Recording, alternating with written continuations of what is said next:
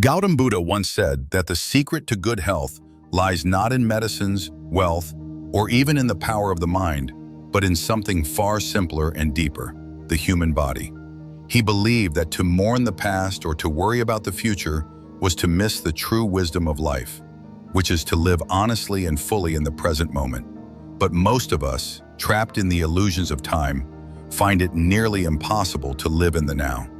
We are haunted by the shadows of the past, anxious about what lies ahead, and somehow forget the only place where life truly happens, the present. Buddha said that if one can learn to exist in the now, they will see their body and mind become completely healthy. Once you begin living in the present, the pains of the past lose their sting, and the worries of the future fade into silence. Even your breathing, each inhale and exhale, becomes a source of joy and contentment. But for that to happen, you must believe. And if you do, then listen closely, because the story you are about to hear is not just about a man named Rohan, but about all of us.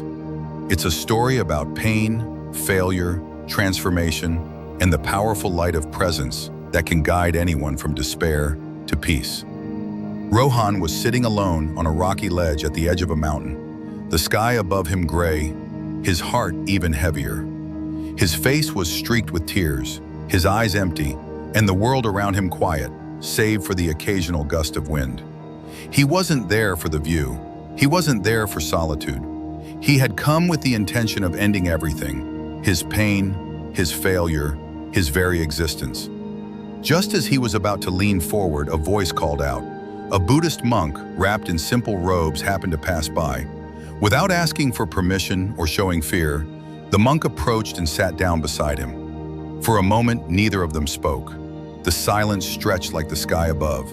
Then the monk said gently, "Are you still deciding, or have you made up your mind?" Startled, Rohan looked up and said with irritation, "If you think I've come here to jump and end my life, then yes, you're right. But it's none of your business. It's my life. I can end it if I want to." The monk, unbothered, looked at him calmly and said, "Then what good does it do to cry here? If your decision is final, why the tears?" His words cut through Rohan like a blade, and in response, he snapped, "Look, monk, I'll do what I came here to do. I don't need you telling me what to feel, just leave me alone." But instead of leaving, the monk smiled gently and asked, "Tell me, have you left everything behind? Do you carry anything with you?" Rohan's frustration deepened. "I've left everything. I have nothing. That's why I'm here. What's the point in living if there's nothing left to lose?" The monk paused and then said something strange. "Then why are you carrying this burden on your head?" Bewildered, Rohan looked around. "What burden? My hands are empty. I've got nothing." The monk looked in his eyes and replied, "Your breath isn't even flowing properly. You've come here to cry and die, yet you carry so much. A man with truly nothing doesn't cry. He feels light." Rohan felt the words twist in his chest like a key unlocking something long forgotten. "What are you saying?" he demanded. "What burden?" The monk's voice remained calm. "Have you ever looked within? Do you know the weight you carry in your mind? The regrets, the shame, the guilt? How long will you let these invisible weights crush you? Unload them, leave them here, free yourself." And in that moment, something inside Rohan cracked, not in despair, but in recognition. He fell to his knees, tears streaming down his face, and clasped the monk's feet. "No one," he said, sobbing, "no one has ever said this to me. Not my family, not my friends, but you see me." The monk helped him to his feet, and Rohan, filled with sudden hope, pleaded, "Can you help me? Can you solve my problems?" The monk's response was simple. "Where is your problem?" Rohan frowned. "At home. That's where everything started. Come with me and see." But the monk shook his head and said, "Your problem is not at home. It's within you. You left your home, your family, and came all the way to this mountain. If the problem was at home, it should have stayed there. But you brought it with you, didn't you?" The realization hit Rohan hard. He had never thought of it that way. The monk continued, "Until you solve what's within, you'll see problems everywhere you go. Your home didn't bring you here. Your thoughts did." Rohan sat silently, listening as if hearing language for the first time. "You're right. he said eventually. It's me. I'm the one who fails. Everything I touch falls apart. I'm unlucky. I tried to start a business with money my family gave me. At first it worked, but soon it failed. My family turned against me. They blamed me. They called me useless. My own friend, he started a business too, and his is thriving. He comes to my house, flaunts his success, and my family compares me to him. Every word he speaks feels like a knife. I tried again with a loan. I failed again. Now my house is mortgaged. I have nothing left. The monk listened without interrupting, then asked quietly, "Do you know why your friend comes to you?" Rohan's voice turned bitter. "To belittle me, to remind me of how much I've failed and how much he's succeeded. He comes to make me feel small." The monk raised his eyebrows. "So tell me, does his success make you sad?" Rohan nodded. "Yes, I feel jealous. I regret everything. His success hurts me." The monk looked deeply into Rohan's eyes and said, "Then your happiness depends on your friend. If he fails, you'll feel better. If he succeeds, you'll suffer. That means he controls your emotions, not you. You are a slave to him. If he wants, he can make you happy. If he wants, he can make you cry. And as long as someone else controls your—" Rohan's breath caught in his throat. "But I wanted to take care of my family. I worked hard for them. I tried to make them proud. Is it wrong to want your family to be happy?" The monk smiled again, not mockingly, but with kindness. "No, it's not wrong. But why do you say you did it for them? You did it for yourself, because their happiness makes you feel good. That's not selfish, it's human. But when you think you're sacrificing for others and they don't acknowledge it, you suffer. You feel betrayed. But if you know you're doing it for your own peace, your own joy, then you don't need anyone's praise. You are your own source of happiness, and in that, there is real power." The wind blew softly across the quiet mountain as Rohan stood with his eyes closed, the monk's words still echoing in his heart like a distant chant. His breathing had grown calmer, slower, as if each breath were a thread slowly unraveling the tangled knots of his inner world. He walked down from the cliff, not as a man defeated, but as someone who had glimpsed something sacred, something that couldn't be bought, inherited, or stolen. The monk had not only heard his pain, he had understood it. Rohan had carried his sorrows like a heavy backpack for so long that he had forgotten what it felt like to stand tall. But now, something had shifted. The monk had not offered him pity. He had offered him a mirror. And in that reflection, Rohan saw not the broken image of a failed man, but the possibility of someone who could rise. With trembling hands, he held the little box the monk had given him. He didn't open it. He didn't feel the need to, not yet. It was enough to know that something waited inside for a time when the world would go dark again. That alone gave him strength. When he returned to the village, people stared at him, some in pity, others with disdain. But he had changed. Their opinions no longer defined him. He went back to his modest home, knocked gently on the door, and when his mother opened it, her expression shifted from surprise to silent relief. Without a word, she stepped aside. He walked in, not as someone seeking forgiveness, but as someone who was finally ready to begin again. Days turned into weeks. Rohan worked hard, not with the desperate urgency of someone trying to prove himself to the world, but with the calm focus of someone who had made peace with failure. He cleaned out an old storage room and turned it into a tiny workspace. This time he didn't rush, he planned every step with care. He didn't seek large profits or instant rewards. His goal was simple: to do things right and keep showing up, no matter what. And slowly his business began to grow, not explosively, but steadily. He mended relationships with his family, not by apologizing for every mistake, but by showing them through his actions that he had changed. And the success did come, unexpectedly, like the first monsoon after a scorching summer. His products caught the eye of a few vendors, and soon he had loyal customers. Then, one day, he was invited to a business meet where he had the chance to share his story. As he spoke, people listened, not to a tale of overnight success, but of a man who fell hard, got up slowly, and walked with intention. The audience applauded, not his achievements, but his honesty. But as the monk had said, time changes. The seasons shift whether we want them to or not. Just when everything seems stable, news came that a neighboring kingdom had attacked. Chaos followed like a shadow. Businesses shut down, markets crumbled. Rohan's hard-earned peace was shattered in an instant. He tried to keep everything afloat, but his savings were drained within weeks. One by one, comforts disappeared. His house was taken, his family scattered. Hunger, that old enemy, returned with a vengeance. And then, the unthinkable happened. His parents, unable to bear the starvation, passed away quietly, their eyes dry from weeping too much. His wife and brothers fell ill, but there was no money for medicine, no kind stranger willing to help. It was as if the universe had forgotten him again. He walked the streets like a ghost. There was no fire in his eyes, no strength in his steps. And once again, he found himself staring at the same edge of despair where he had once met the monk.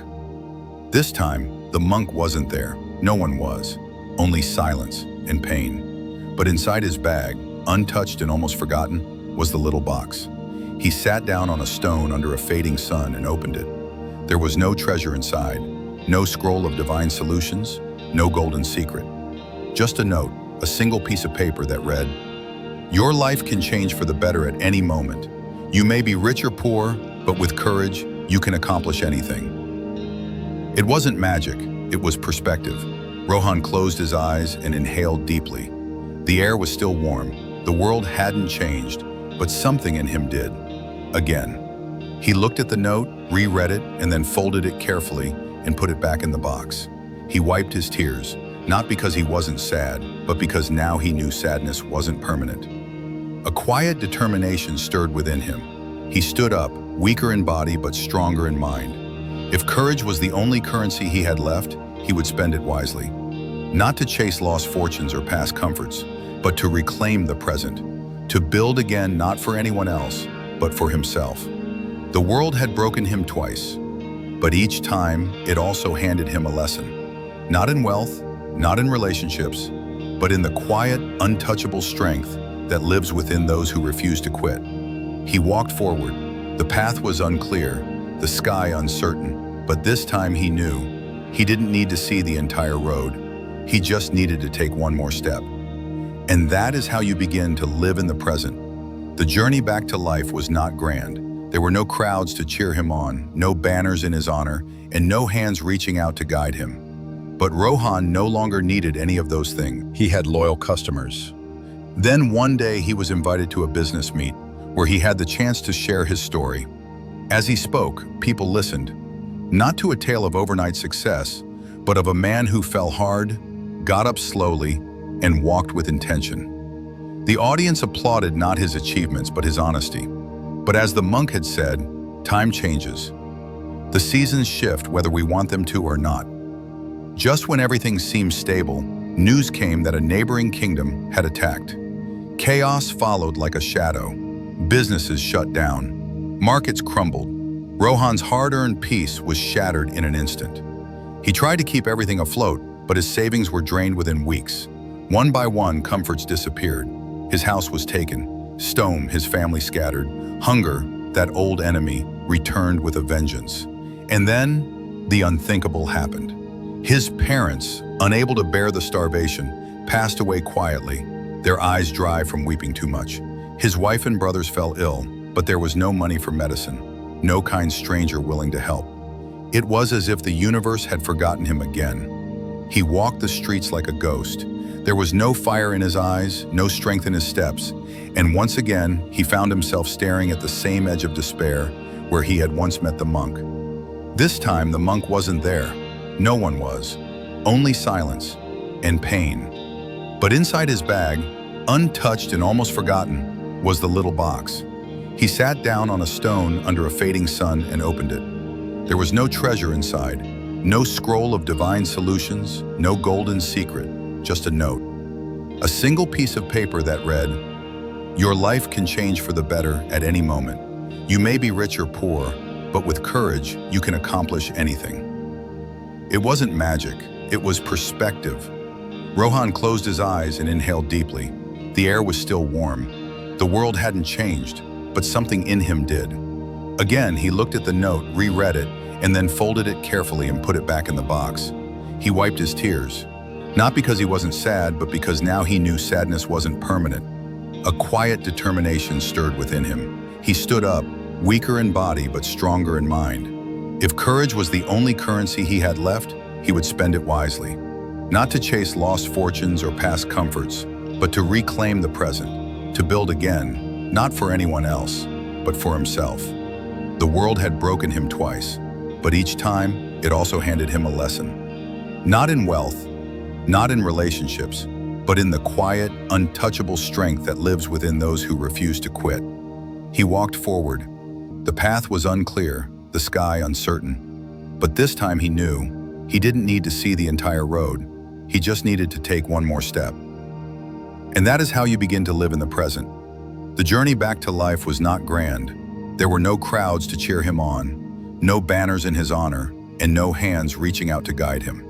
But Rohan no longer needed any of those things. He had become the kind of man who could walk through fire quietly and still hold on to the embers of hope. With only a small bundle of clothes, a worn pair of sandals, and the box the monk had given him, he began again, this time not in the pursuit of success or approval, but in search of peace. He traveled from village to village, offering help where he could. If someone needed their roof repaired, he'd climb up without complaint. If a family had lost their livestock, he'd help gather wood or draw water in exchange for a warm meal. People began to notice something different about him. There was a stillness in him, a rare kind of strength that didn't come from wealth or position, but from having nothing and still choosing to give. Rohan had stopped expecting anything from the world, and in doing so, he began to receive more than he ever imagined. A small farming community took him in. They gave him a tiny corner of land in a small hut that had been abandoned long ago. He began to grow vegetables, not for trade or wealth, but for nourishment. With each seed he planted, it was as if he were also planting a piece of his soul into the earth. The soil didn't care about his past failures or his scars. It responded only to care, consistency, and time, and slowly, the land gave back. One day while he was watering the plants, a young boy came running to him with a sick goat. Rohan didn't know much about medicine, but he remembered an old remedy his father used to use. He treated the goat and stayed by its side all night. When the goat recovered, the boy's mother wept in gratitude. They offered him a few silver coins, but he refused. Their joy was enough. The story of the quiet farmer who helped people began to spread. Soon he was known not for the riches he had lost or the empire he had once tried to build, but for the kindness he shared and the calm he carried. When people came to him with complaints about their lives, broken relationships, failed businesses, betrayals, he didn't preach, he listened. And sometimes he would share the story of a man who had once stood on a mountain, ready to end it all, only to find a monk who gave him a simple box. He never revealed what was inside, only that the box had saved his life, not once, but twice. Over time, more people came, not for his crops or help, but just to talk, to be near someone who had seen the worst and still chosen to live gently. And then one evening, just as the sun dipped below the hills, painting the sky in soft orange hues, an old man arrived at Rohan's doorstep. He wore a weathered robe and carried a staff, and his eyes sparkled with the same quiet mischief Rohan had once seen on that mountain. It was the monk. Rohan couldn't believe it. He rushed forward and bowed deeply. The monk simply smiled and said, "I told you, time always changes, but so do we." They sat together under a neem tree as the stars began to shimmer in the night sky. Rohan told the monk everything, his rise, his fall, doubts, and how the small note had become his anchor. The monk listened without interruption, occasionally sipping water from a clay cup. When Rohan finished, the monk reached into his robe and took out another box, smaller than the first. He handed it to Rohan and said, "This one is not for you. This is for the next person who forgets how to breathe." Rohan understood without needing to ask. Life had come full circle. He had become the monk, not in appearance, but in essence. He had become someone who could see pain and not flinch, who could guide without pride, and who had learned the deepest truth of all, that real peace comes not from escaping life, but from walking through it with awareness. As the monk prepared to leave, he turned and asked, "Tell me, Rohan, do you still fear the past or the future?" Rohan smiled. "No, I live in the breath I'm taking now." The monk nodded in approval and walked away, his figure fading into the night. That night, Rohan placed the new box on a shelf in his hut, and in his heart he made a silent vow. If ever he found another soul ready to fall, he would pass it on, not just the box, but the story. The story of a broken man who had once believed life was over, only to discover that sometimes, when everything falls apart, it's only because something greater is waiting to grow. And so, Rohan's story didn't end. It became a light passed from hand to hand, from soul to soul, whispering gently in the wind, "Live in the present, the rest will follow."